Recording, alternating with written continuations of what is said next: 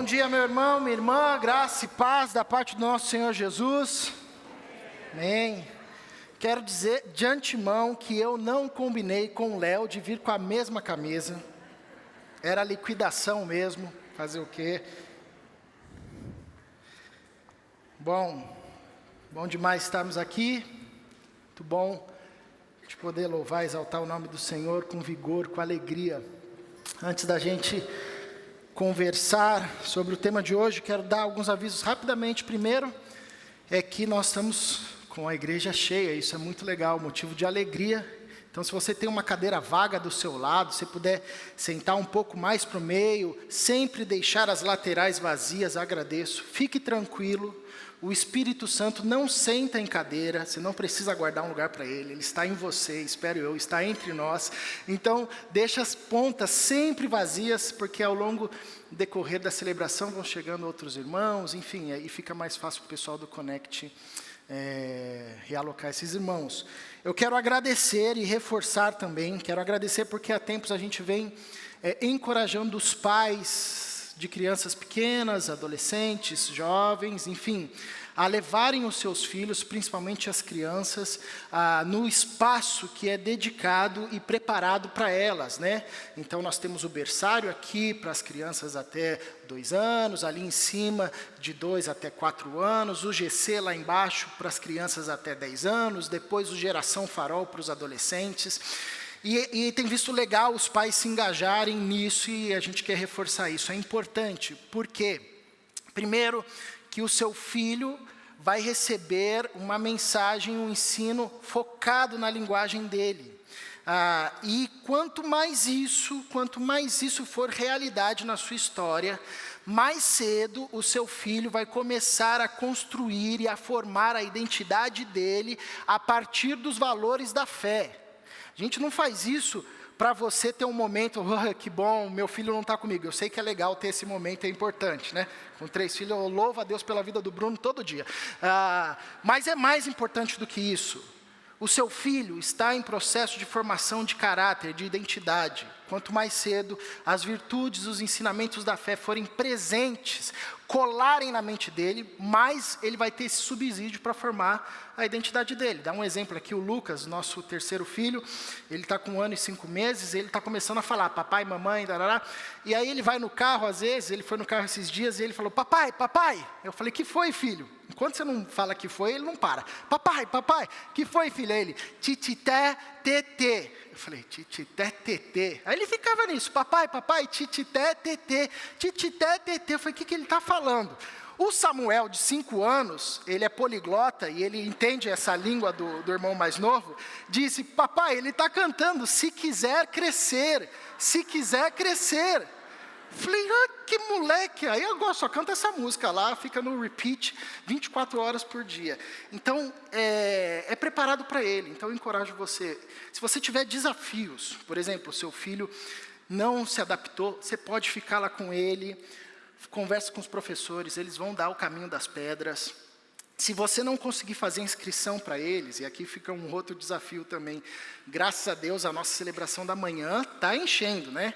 Mas nós temos outras celebrações também, com estrutura para as crianças, às 17 e às 19. Eu quero encorajar você, sobretudo os irmãos que já caminham aqui na Embaviva há mais tempo, a considerar outros horários, porque assim a gente abre espaço para novos irmãos chegarem também nesse momento. Eu sei que essa questão da agenda é complexa, mas às 17 horas a gente pensou justamente nas crianças, porque eles vêm para cá, você já pode até dar papinha e já volta para o carro dormindo, que é uma vitória em série, assim, né? Ele veio para a igreja e ainda voltou dormindo. Então, fica o incentivo, fica o encorajamento. Enfim, é isso. Dado esses muitos recados, vamos agora ao texto. E ao tema. Nós vamos começar hoje, mês de agosto, uma série chamada O Discípulo e a Política, e eu espero sobrevivermos até o final dela, né? Você sabe que tem uns temas que são tabus da igreja. Algumas décadas atrás, sexo era um tabu. Você não podia falar a palavra sexo, tinha que falar sexo, não podia falar sexo, porque era um tabu. Você era fulminado na hora, né? Infelizmente, esse tema da política também tem se tornado um tabu, né? Eu sei que talvez ouvir esse tema, seu coração já começa a palpitar, né? Nós temos ali várias caixas de diazepam. Se começar a passar mal, procura o pessoal do Connect. Eu já tomei uns 3 já, viu, gente?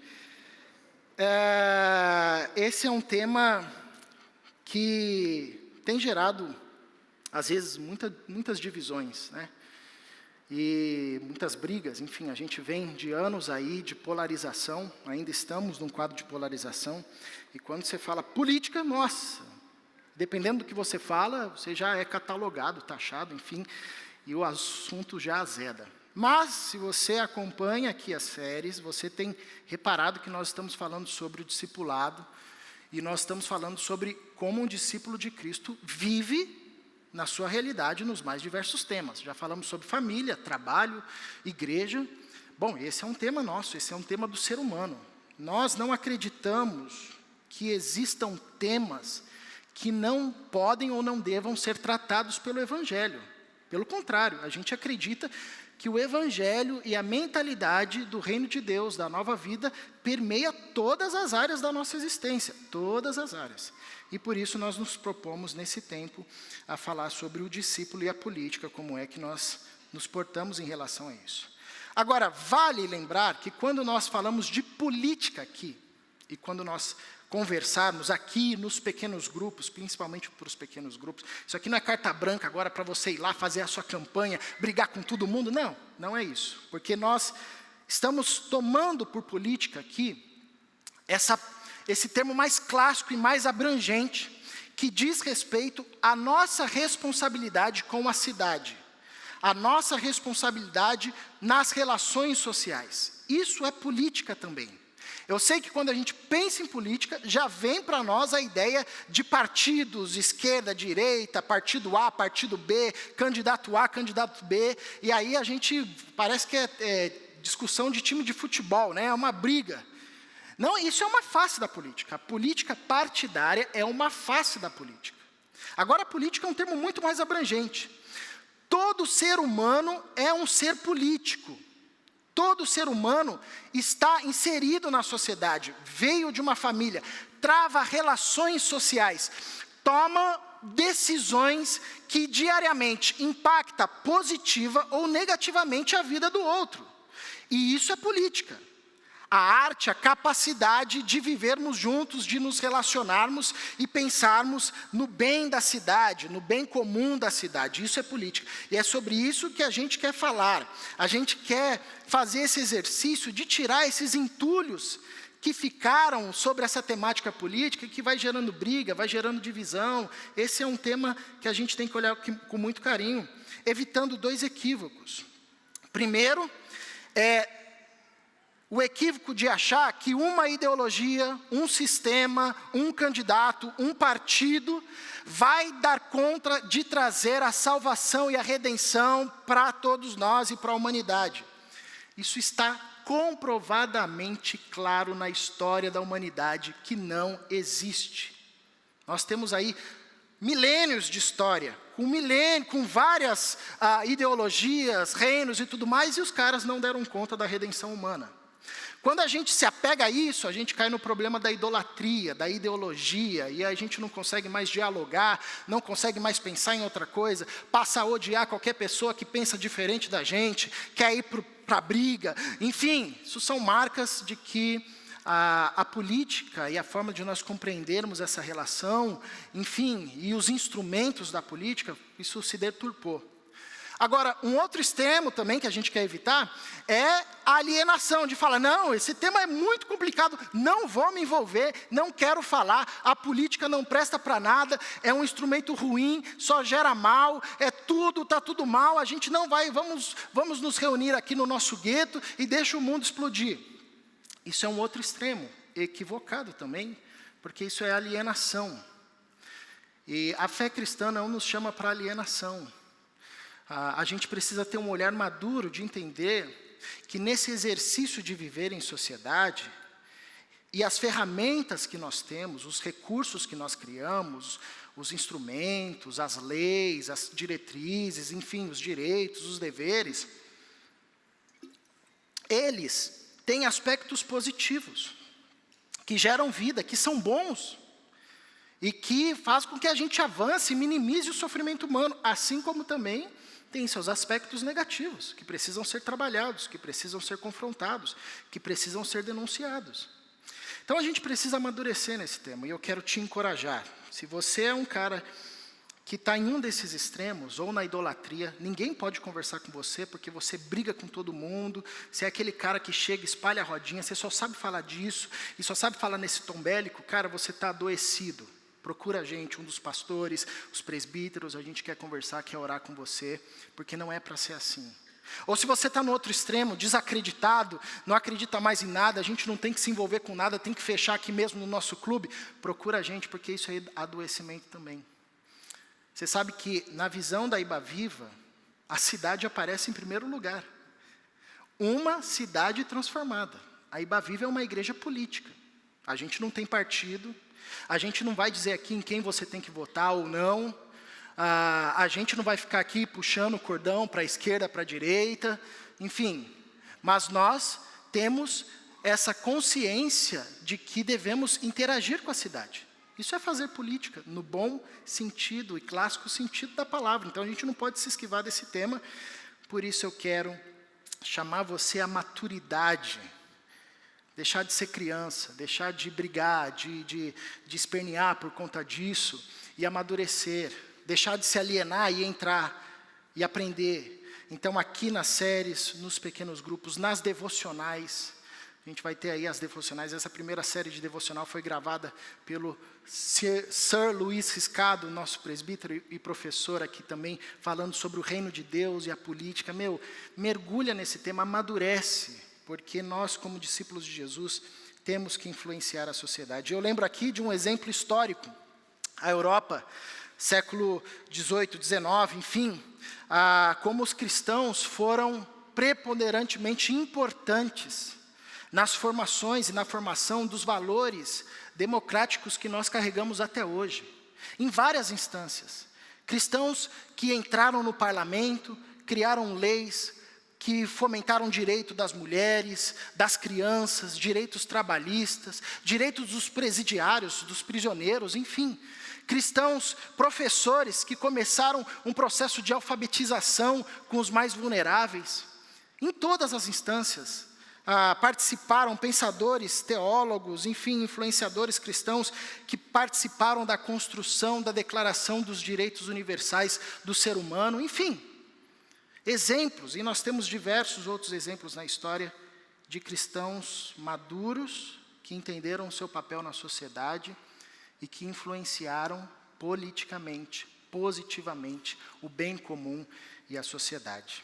Enfim, bom, dito isso, o tema qual nós conversaremos hoje é o Evangelho e a política do seu tempo. E eu quero ler com vocês, convido você a abrir a sua Bíblia em Lucas capítulo 3, do verso 1 até o verso 6.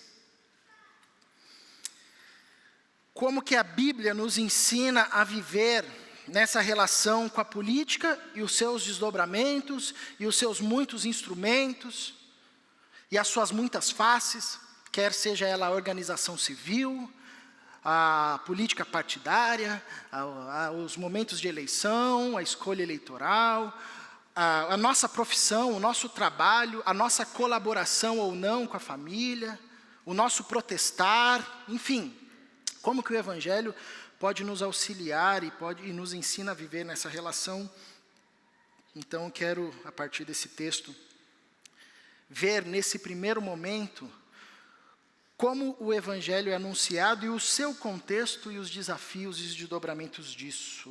Lucas 3, a partir do verso 1, diz assim: no 15º ano do reinado de Tibério César, quando Pôncio Pilatos era governador da Judeia, Herodes, tetrarca da Galileia, seu irmão Filipe, tetrarca da Itureia e Traconides, e Lisânias, tetrarca de Abilene, Anás e Caifás exerciam o sumo sacerdócio. Foi nesse ano que veio a palavra do Senhor a João, filho de Zacarias, no deserto. Ele percorreu toda a região próxima ao Jordão, pregando um batismo de arrependimento para o perdão dos pecados. como está escrito no livro das palavras de Isaías, o profeta: voz do que clama no deserto, preparem o caminho para o Senhor, façam veredas retas para Ele. Todo vale será aterrado, e todas as montanhas e colinas niveladas. As estradas tortuosas serão endireitadas, e os caminhos acidentados aplanados, e toda a humanidade verá a salvação de Deus. Vamos orar mais uma vez? Paizinho, estamos mais uma vez diante da Tua palavra, que nosso coração, mente, ouvidos, olhos estejam abertos e atentos para aquilo que o Senhor irá nos trazer. Ensina-nos e que fiquemos aqui com aquilo que vier do Senhor, que isso fique no nosso coração e frutifique para a Tua glória, em nome de Jesus. Amém.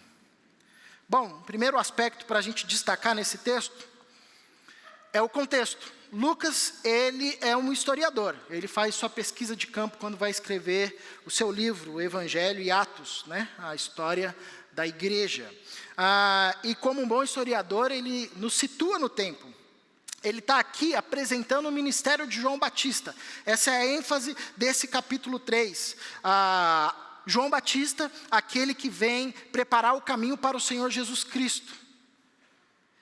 E é interessante que ele nos apresenta um momento histórico onde João Batista vem trazer a sua mensagem. No 15º ano do reinado de Tibério César. Tem um contexto. O Evangelho, a mensagem da chegada do reino de Deus, como nós vamos ver um pouco mais à frente, não chega assim num vácuo existencial. Não entra numa história paralela. Acontece no chão da nossa história. Acontece num período histórico datado, com pessoas de carne e osso, não é teatralidade, com o mundo rodando, seus dilemas, as suas crises, as guerras, as alegrias, as tristezas, os nascimentos, as mortes, enfim. Lucas nos revela algo óbvio, mas que às vezes a gente se esquece, que o Evangelho se dá na história, que o processo de redenção de Deus se dá na história, coloca os nossos pés no chão, nos faz olhar e observar o que está acontecendo à nossa volta. Lucas poderia muito bem descartar qualquer menção histórica e falar apenas do Evangelho, se ele tivesse uma visão dualista do mundo, se ele tivesse uma visão de que o reino de Deus acontece numa lógica paralela. Não! Lucas faz a gente perceber que o Evangelho não chega no vácuo. E ele nos escreve algo interessante do seu contexto. No 15º ano do reinado de Tibério César, quando Pôncio Pilatos era seu governador da Judéia, Herodes, tetrarca da Galileia, seu irmão Filipe, tetrarca da Itureia, e Traconides e Lisânias, tetrarca de Abilene. Ele começa a nos descrever as autoridades políticas, os governantes, os prefeitos daquele contexto. Você há de se lembrar aí da aula de história da sua escola, que Roma, nesse período, era o império em ascensão. Roma inaugurou um salto na história. Na lógica da construção, por exemplo, das rodovias, do estabelecimento da vida política social, do direito e das leis, tanto que quem faz direito até hoje estuda ainda as leis romanas, a história romana, o Vadimecum que está aí para explicar isso aí melhor. Enfim, Roma inaugura um novo período na história humana, um salto, uma esperança de que agora a sociedade chegou no seu ápice. E Lucas começa a nos descrever as autoridades daquela época. Tibério César, tido como um dos grandes generais que expandiu as fronteiras do norte do Império Romano. Pôncio Pilatos, um prefeito, governador da província da Judéia. Herodes, que governava ali na Galileia. Enfim, e assim por diante, vai nos descrevendo que aquela sociedade, na política daquela sociedade, no contexto daquela sociedade, na forma de viver daquela sociedade, existiam várias instâncias, várias divisões. o país e o mundo antigo era recortado por vários contextos, cada qual com a sua autoridade, cada qual com o seu responsável, com o seu governador. E que ao longo da história a gente vai perceber que tinham, por vezes, uma preocupação mais pessoal do que uma preocupação com o bem comum. Que tinha uma preocupação mais em agradar o Império Romano do que, de fato, com o bem comum. Alguns desses personagens aqui, Pôncio Pilatos, Herodes, depois Anás e Caifás, eles aparecem outras vezes no Evangelho, tomando decisões, tirando o corpo, participando inclusive no processo de julgamento e crucificação de Jesus. João Batista morre pelas mãos de Herodes, um motivo banal, frívolo. Quando a gente vai aprofundando, a gente vai vendo que o contexto onde o Evangelho começa a ser anunciado, onde o reino de Deus começa a ser anunciado, que chegou, está entre nós, é um contexto marcado por uma opressão de um império que dominava o mundo antigo. E você não podia vencer a sua força. É também marcado por governadores que têm os seus próprios interesses, que estão ali, mas estão pensando mais nos seus interesses, nas suas promoções. Não à toa que esse contexto do Império Romano é marcado por mortes, traições, família, filho matando mãe, mãe matando filho, enfim, pensando na coroa, pensando no governo. E quando você vai para Israel, não era muito diferente. Lucas nos traz aqui um detalhe interessante, que nesse tempo, dessas figuras que governavam, na lógica ali do Império Romano, em Israel, você tinha Anás e Caifás, que exerciam o sumo sacerdócio. O sumo sacerdote era a instância máxima, ou a figura máxima de governo em Israel, sobretudo nesse tempo, junto com a realeza, mas Israel já não tinha mais rei, agora você tinha César, e ali a instância máxima política de poder era o sumo sacerdote. O sumo sacerdote, ele governava tanto sobre o templo e os sacerdotes, quanto o sinédrio, que nesse contexto era onde se resolvia as questões judiciais do povo de Israel. Lucas nos informa que existiam 2 sumos sacerdotes nessa época, o que era incomum, porque de acordo com o rito judaico do estabelecimento do sumo sacerdote, você tem um só sumo sacerdote. Mas, depois do domínio do Império Romano, o sumo sacerdote não era mais escolhido a partir dos ritos judaicos, mas sim por uma conveniência. Pilatos, que comandava essa região, colocava ali o sumo sacerdote que lhe era conveniente, desrespeitando qualquer lógica de tempo, de governo dele, enfim, de estabelecimento.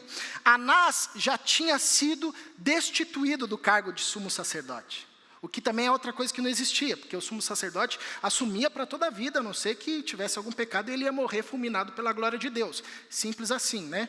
Era assim naquele tempo. Mas Anás tinha sido destituído por uma questão de conveniência. Caifás, seu genro, tinha assumido no lugar dele. Só que Anás tinha uma figura de influência muito grande. E Caifás estava ali, meio figurativo, meio fazendo a conveniência e tudo mais. Então Lucas nos revela aqui que Israel também estava dominado por esse contexto de corrupção dentro do templo, no seu ambiente religioso. Uma religiosidade serviu ao Império Romano, às suas lógicas. E, socialmente, nesse contexto, Israel era um barril de pólvoras. Por conta disso, você tinha diversas facções e grupos. Você tinha, por exemplo, os herodianos, que era o fã-clube de Herodes a favor do Império Romano. Você tinha entre os judeus os publicanos, que falavam, está tudo errado mesmo, então vou me vender a Roma e vou cobrar imposto dos meus próprios irmãos junto com o poderio romano. Mateus era publicano, Zaqueu era publicano, eles eram conhecidos pela prática do roubo. Você tinha outra facção que eram os saduceus, que era a aristocracia de Israel, os caras mais ricos, mais influentes, compunha parte do sinédrio. Você tinha os fariseus, que eram os caras que zelavam pela lei, traziam as suas interpretações, estavam a todo tempo no pé de Jesus. Você tinha os zelotes, que era o grupo mais revolucionário, estilo Che Guevara. Os caras pegaram a faca, vamos matar todo mundo, a gente vai conquistar o Império Romano. Entre os discípulos de Jesus tem Simão, o zelote. Eu não sei como é que Jesus fez para juntar um zelote, um publicano, e esse negócio dar certo. Se Jesus conseguiu, eu acho que a gente também consegue, né? Então, o contexto de Israel era um barril de pólvora, dentro desse ambiente de opressão, de conluio entre governadores, de sacrifício dos pobres mortais como nós, em benefício de uma política e uma promoção pessoal. Lembra que no nascimento de Jesus, Herodes, o pai do Herodes aqui, mandou matar todas as crianças assim, como se fosse, gente, vamos matar todas as crianças abaixo de 2 anos, um genocídio em Belém. Esse era o contexto que o Evangelho vem. Não é muito diferente de hoje, guardado as devidas proporções. Está com Deus, irmãos? Chega em paz, esse cara está com pressa, hein? Não é muito diferente, distante do nosso contexto hoje, guardado as devidas proporções. É nesse ambiente que o Evangelho vem, que Deus continua, e quando eu digo vem, não é que nunca veio, estava lá, e Deus continua a fazer o seu trabalho na história.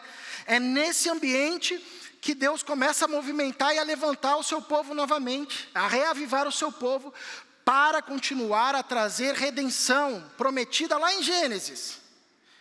Ou seja, Deus não esperou, falar, não, vamos esperar dar uma melhoradinha aqui no tempo, acho que vai acalmar aqui as coisas, esperar a boa vontade de Tibério César, dar uma baixadinha na bola, de Herodes, calma aí, menos, tá?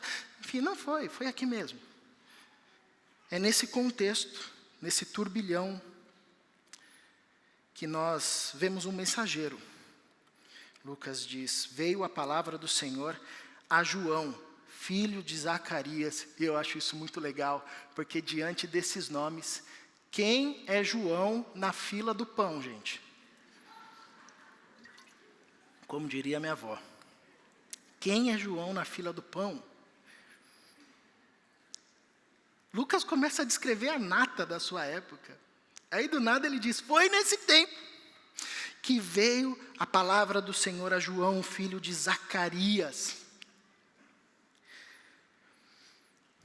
O último profeta levantado em Israel, que se tem registro histórico, foi Malaquias, 400 anos antes de João. Os estudiosos chamam isso do período do silêncio de Deus. Óbvio que Deus falou de muitas formas, mas no sentido profético e registro canônico, Deus rompe o seu silêncio nesse ambiente de efervescência, chamando João, filho de Zacarias.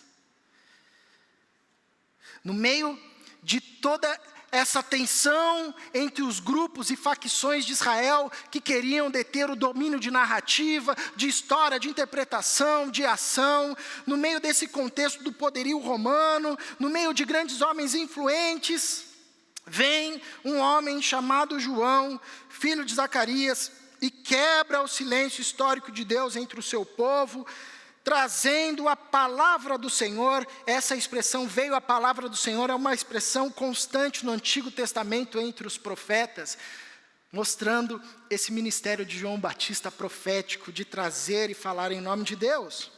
O texto diz, foi nesse ano que veio a palavra do Senhor a João, filho de Zacarias, no deserto.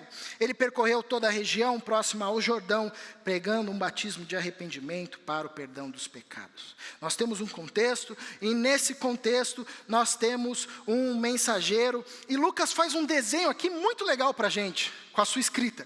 Ele descreve coisas grandiosas, homens grandiosos, autoridades da sua época, fazendo a gente entender aquele contexto, reis, governadores, poderio militar, estruturas, e aí ele vem dizer que a palavra do Senhor vem justamente da periferia do mundo antigo, de um sujeito chamado João, o nome mais comum que existia na época, filho de Zacarias, no deserto. Deus entra e traz a mensagem nesse contexto histórico, mas ele não começa por Roma, que talvez qualquer estrategista de marketing escolheria. Vamos começar por Roma, é a mensagem mais importante do mundo. Não, então vamos começar por Pôncio Pilatos, é o cara que aqui tem maior poder. Então beleza, vamos falar com Herodes, tá bom. Ou vamos falar com Caifás, do templo. A palavra de Deus não vem nem do templo, o que é um confronto aqui para a nação de Israel. Quando Deus decide falar, Deus fala do deserto, confrontando a corrupção, a degradação que foi entrando em Israel, o templo de Israel, a sua lógica de adoração a Deus, que vai ficando evidente no ministério de Jesus. A fala de Deus vem lá do deserto, porque fora você tem homens influentes e poderosos, mas que não possuem uma palavra de redenção à humanidade. Pelo contrário, por muitas vezes traziam palavras de morte. Mas no deserto, você tem um homem chamado João, meio esquisito, vestia pele de gafanhoto, comia mel silvestre, era o que a gente chamaria de vegano. Nada contra os veganos, só não me chama para o almoço na sua casa. Brincadeira. Estava lá no deserto, com outro grupo comum, os essênios da época de Israel, que não queriam se misturar com essa corrupção toda e foram para o deserto. De lá, vem uma mensagem. De lá, Deus levanta o seu mensageiro. De lá, vem uma mensagem de redenção para o mundo. Enquanto todos os olhos estavam voltados para Roma, Lucas nos faz olhar para o deserto, que comumente era tido como local de desesperança, muito marcante na história do povo de Israel, que viveu muito tempo no deserto. Mas Lucas retoma essa ideia de Deus falando com o seu povo, tratando o seu povo lá do lado de fora. Enquanto todos olhavam para Anás e Caifás, Deus decide falar para o João, filho de Zacarias, herdeiro também do sacerdócio. Isso nos faz refletir sobre uma pergunta. Em tempos de crise, para onde que a gente volta os nossos olhos? Nesse caldeirão de efervescência que a gente vive, nesses dias atuais, seus olhos estão voltados para onde? Para Roma? Para os Césares da nossa época? Teu coração está aí mesmo? Para Anás e Caifás, para os líderes religiosos que aí estão, governando, mancomunados, testemunhando da pior forma possível, seu coração está aí? Seus olhos estão voltados para aí mesmo? É aí que você põe a sua esperança última? Ou será que de fato os nossos olhos estão para onde a palavra de Deus está vindo? Para os mensageiros que de fato estão sinalizando a palavra de Deus, que muitas vezes num contexto, e isso se mostra recorrente na história, não fala a partir de Roma, nem a partir do grande templo, mas vai falando nas periferias, naqueles locais que a gente olha e fala, daí não vem, pode vir alguma coisa boa de Nazaré? Não vem nada bom dali. Aquele cara todo estranho. Onde os nossos olhos estão voltados? Lucas começa a descrever um cenário de grandeza, mas depois faz a gente olhar para o deserto e perceber como Deus estava agindo de forma poderosa ali, num local, num contexto, por meio de uma pessoa que aos olhos humanos não tinha nenhum valor ou nada para oferecer. Isso faz lembrar a vivência dos primeiros cristãos, relatada no livro de Atos, um povo também periférico, à margem do grande império romano, que começou a viver a vida com os olhos focados no Senhor, cheios do Espírito Santo. O texto bíblico vai dizer que eles viviam de tal forma Eles se envolviam de tal forma com os dilemas humanos, com os problemas do seu contexto, que entre eles não tinham necessitado. Eles criaram uma rede de proteção, quem tinha mais ajudava quem tinha menos, e foram auxiliando outras igrejas de fora. Viviam em comunhão, partilhando pão, em oração, de tal forma que os que estavam ao redor pararam de olhar para o Império Romano e começavam a olhar para esses irmãos, tendo simpatia deles. Opa, esse povo aqui é diferente, a gente nunca viu isso aqui na história. Um povo que se reúne, sempre alegre, que partilha suas coisas. Ali, Deus atuava por meio dos seus filhos e filhas, como estava fazendo aqui também com João. Isso nos leva a um terceiro e último ponto. A mensagem. Nesse contexto de turbulência, Deus levanta um mensageiro. Nesse contexto de efervescência social, de disputas e tudo mais, Deus levanta um mensageiro. E esse mensageiro, lá no deserto, João, filho de Zacarias, ele traz uma mensagem. Pois a ênfase não é João, a ênfase é a mensagem de João. E a mensagem de João, como nós vemos em Mateus 3,2, texto paralelo a esse: arrependam-se, pois o reino de Deus está próximo. Arrependam-se, pois o reino de Deus chegou. Era isso que João proclamava. Arrependimento e o anúncio que o reino de Deus chegou. Arrependimento, legal, é difícil, mas a gente até entende. João está chamando o povo para se arrepender. Está dizendo que agora temos a oportunidade de nos arrependermos e iniciarmos uma nova vida, que faz parte da mensagem do Evangelho. Arrependimento, reconhecimento dos pecados. Deixar isso diante de Deus, da cruz, enfim. Agora, ele anunciava um reino. O reino de Deus. Opa, isso aqui dá problema. Porque já não tem um Império Romano? Não é esse o reino? Não é esse o reino da história? Que reino é esse, João? João nos ensina, na sua mensagem, na sua proclamação, que nesse contexto de reis, governadores e autoridades, existe também um outro reino, que nasce e que vem sendo proclamado, não por um exército grandioso, não por homens vestidos, cheios de riqueza, mas por um profeta com pele de gafanhoto, lá no deserto. Um reino que vem e que contrapõe frontalmente o reino romano e as suas lógicas. A mensagem que João entrega no seu tempo é uma mensagem de que a salvação e a redenção humana não virão pelas autoridades romanas. Eles não têm condição de fazer isso. Eles podem minimizar os nossos problemas, podem auxiliar em muitas coisas, o que é muito legal, mas não tem condição de trazer aquilo que mais é necessário ao ser humano, a salvação. E ele nos anuncia um outro reino que está chegando e que está entrando na história, permeando a história, que é o reino de Deus. Reino de Deus é uma palavra que aparece diversas vezes nas Escrituras.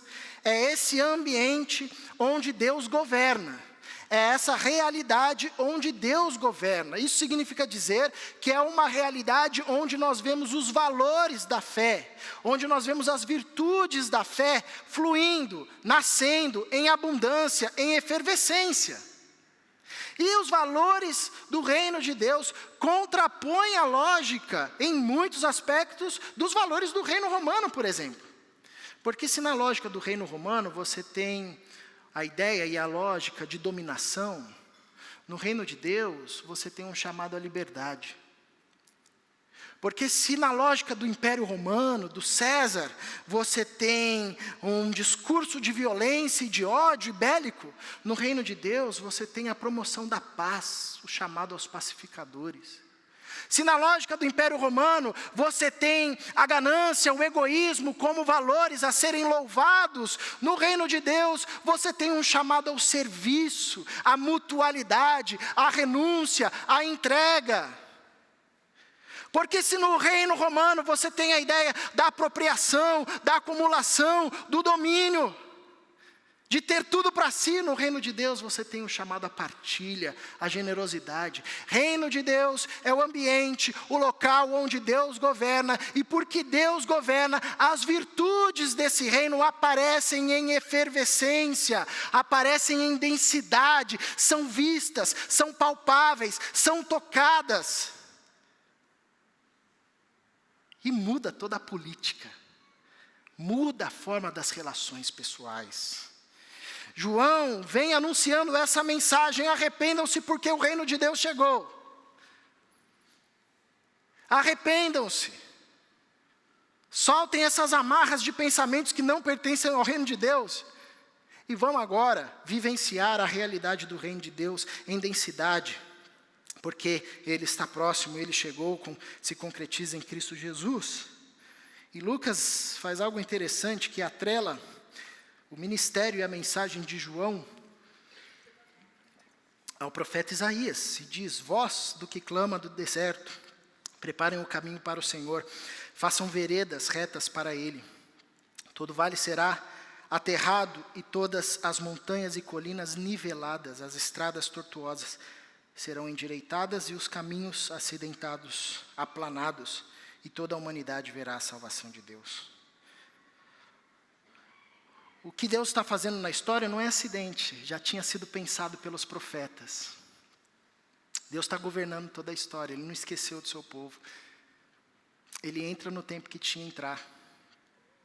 E é interessante que esse texto que Lucas traz de Isaías está justamente num contexto onde o profeta Isaías está trazendo mensagem de consolo ao povo. Está consolando o seu povo, dizendo: esperem, o Senhor não esqueceu de vocês, o Senhor está vindo, preparem aí o caminho. É tanto uma mensagem que nos revela que quando Deus entra na história, Deus entra para promover justiça. A ideia de que aquilo que está desregulado será aplainado. Que é um grande dilema que nós temos, nós sabemos que as coisas estão deslocadas. A gente às vezes até sabe como realocá-las. Mas parece que os nossos processos, os nossos instrumentos, por vezes bagunçam mais. E é também um anúncio de salvação. Toda a humanidade verá a salvação de Deus. O profeta Isaías diz: toda a humanidade verá a glória de Deus. Lucas já interpreta glória pelo aspecto da salvação. Isso é a glória de Deus, é a salvação do seu povo, a salvação da humanidade, a salvação de Deus que vem, se manifesta em Cristo Jesus. E é interessante também que essa linguagem aqui de preparar o caminho era comum aos reis. Quando o rei ia para uma cidade, ele mandava os seus arautos, eles iam vendo se estava tudo certo, tudo pavimentado. É muito legal porque Roma era uma das empreiteiras das estradas e boas estradas que conectavam a Roma. Todo o caminho leva a Roma, como o bem ditado diz. E Lucas diz: os caminhos precisam ser aplainados. E João é essa voz daquele que clama no deserto. E vai dizendo: endireitem os caminhos, porque o rei está vindo. O rei está chegando, eu não sou o rei está vindo. E é muito legal Isaías falar de rei. Conversando com o Luiz Escado, ele me deu um spoiler. Que se você fosse resumir o livro do profeta Isaías em uma palavra, a palavra é servo. Servo. O rei que João anuncia não é Tibério César, não é Pôncio Pilatos, não é Herodes, é o servo sofredor, Cristo Jesus de Nazaré, que vem manifestar a salvação de Deus na história. De lá do deserto, entre homens grandiosos, vem, diante de um mundo enfermo, profundo, envolto em profundas crises sociais, relacionais, financeiras, vem o mensageiro e a mensagem de que o reino de Deus chegou, de que é possível vivenciarmos nesse contexto, com muitos Césares, muitas lógicas contrárias ao reino de Deus, uma vivência profundamente impactante desse reino que se faz presente entre nós e em nós.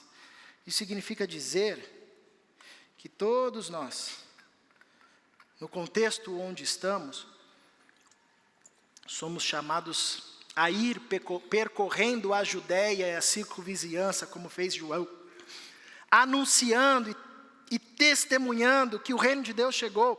É assim que nós nos envolvemos com a cidade.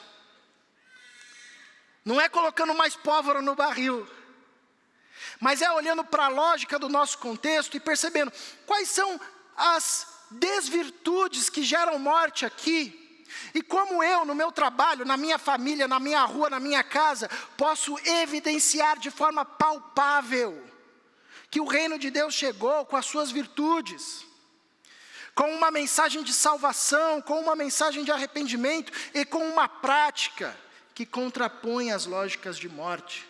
Onde tinha morte, eu levo vida. Onde tinha desesperança, eu levo esperança. Onde tinha tristeza, sou instrumento de Deus para levar alegria. Onde tinha desigualdade, sou instrumento de Deus para promover justiça. Onde tinha divisão, sou instrumento de Deus para promover a paz. No meu trabalho, na minha escola, enfim, na minha família.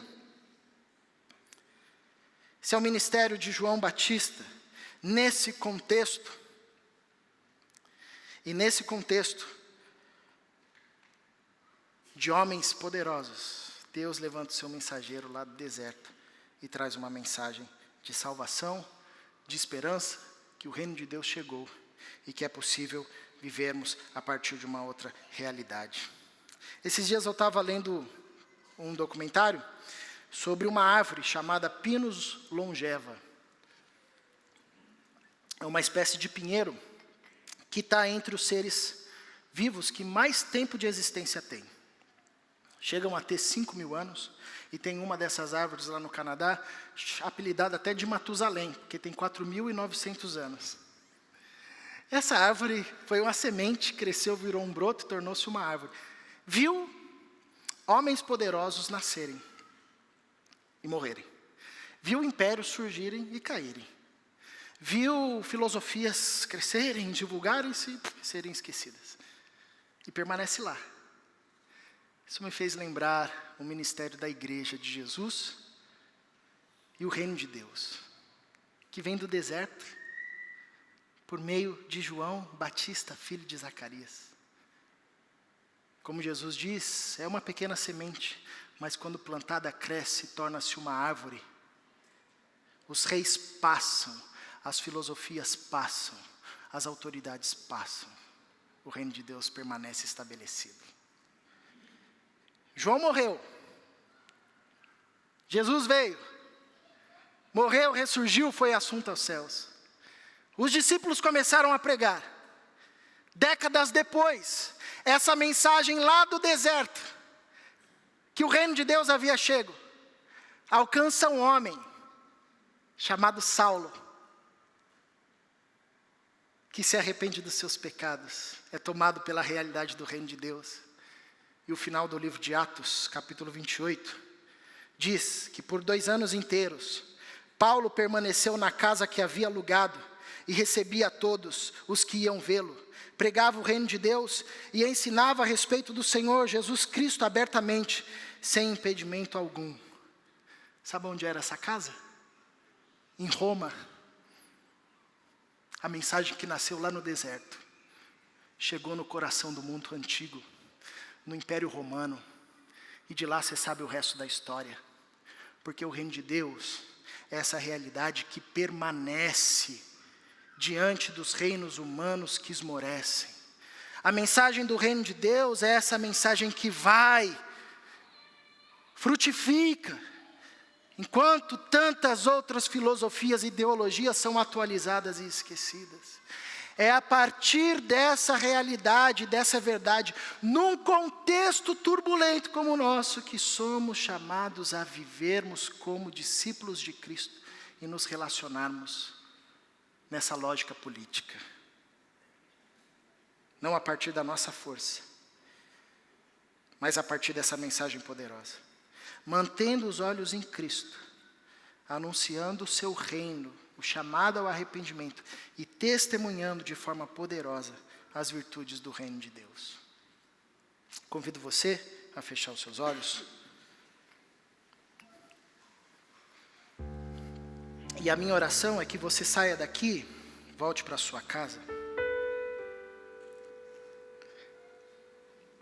e pense, quais são os sinais de morte que você lida diariamente na sua família, na sua rua,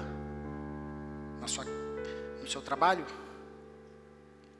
no seu caminho.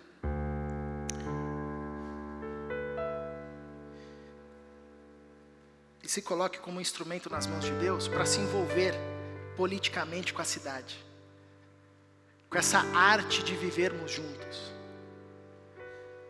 E se envolver não apenas com um discurso,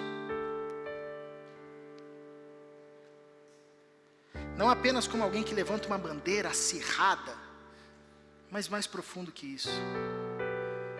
Se envolver como um discípulo que tem uma mensagem.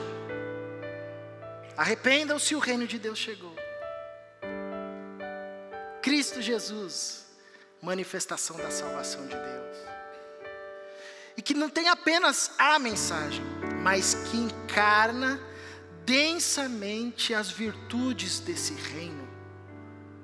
No ambiente marcado por ódio, é promotor da paz. No ambiente marcado por acumulação, é promotor da generosidade. No ambiente marcado pela divisão, se esforça incansavelmente para tentar reunir todos à mesa. No ambiente marcado pelo egoísmo, é promotor do autossacrifício. O reino de Deus chegou. Podemos vê-lo, tocá-lo, senti-lo, vivê-los da forma mais densa até a volta do nosso Senhor Jesus Cristo. Paizinho, que a Tua palavra floresça em nós e que fique conosco aquilo que veio de Ti. O mundo sempre foi turbulento e caótico, e nós somos chamados a não fugir. O Senhor mesmo disse para que o Pai não tirasse a gente do mundo, mas nos livrasse do maligno. Então é aqui que nós vivenciaremos da forma mais densa possível o Seu reino, o Seu reinado, o Seu governo e as virtudes desse Teu reinado em nós, entre nós, para que as pessoas, ao verem as nossas boas obras, glorifiquem o Teu nome que está nos céus e vejam a manifestação plena da Tua salvação, que é dada em Cristo Jesus, nosso Senhor e Rei. No Teu nome nós oramos. Amém.